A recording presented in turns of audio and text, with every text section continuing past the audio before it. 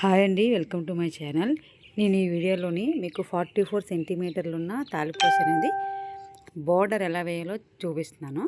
ఈ బోర్డర్ అనేది చాలా చాలా చాలా ఎక్కువగా యూజ్ అవుతుందండి.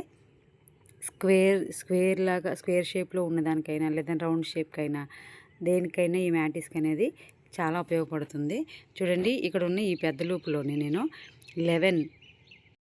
11 డబుల్ క్రోషే స్టిచ్చెస్ అనేవి వేస్తున్నాను.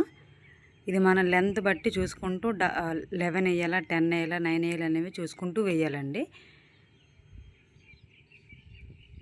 చూడండి, 11 అయిపోయి నెక్స్ట్ ఇది మెయిన్ అండి. ఇది ముందు వేసిన బార్డర్కి ఇది అటాచ్ చేస్తూ వేయాలి.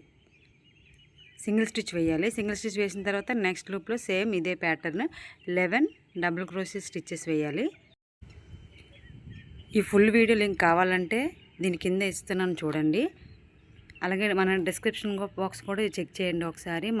మన ఛానల్లోని ఇలాంటి క్రోషియోకి సంబంధించినవి, అలాగే ఎంబ్రాయిడింగ్ ఊపు ఉంటుంది కదా వెడ్డింగ్ది, వాటికి కూడా సంబంధించిన చాలా వీడియోలు ఉన్నాయి.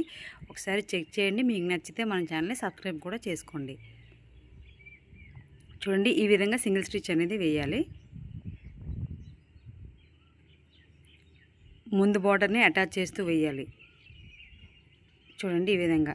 నెక్స్ట్ ఫస్ట్ 3 చైన్ వేసాం కదా, అక్కడ మనం దీన్ని జాయిన్ చేయాలి స్లిప్ స్టిచ్ వేసి. డిజైన్ ఫుల్ వీడియో లింక్ కావాలంటే కిందనున్న వీడియోని క్లిక్ చేయండి. Thanks for watching.